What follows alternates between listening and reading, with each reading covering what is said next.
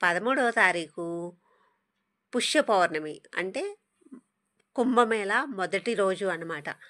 ఆ రోజు త్రివేణి సంగమానికి స్నానానికి అని బయలుదేరాము. 9 గంటలకు బయలుదేరిన వాళ్ళం మేము. మధ్యాహ్నం 1 గంట వరకు అక్కడే 1 గంటకి వెళ్ళాము. అంటే దాదాపు 10 కిలోమీటర్లు నడుచుకుంటూ వెళ్ళాలన్నమాట. కానీ రోడ్డు పొడుగుతా టెంట్లు అవన్నీ చాలా అద్భుతంగా ఉన్నాయి. అక్కడ మరలా త్రివేణి సంగమ స్నానం చేసి మరలా బయలుదేరి వచ్చామన్నమాట. వచ్చేటప్పుడు దారిలో ఇప్పుడు మనం చూస్తున్న ఈ వీడియో ఆకారాల ఊరేగింపు కనిపించిందనమాట. ప్రతి ఊరేగింపు అద్భుతంగా ఉంది.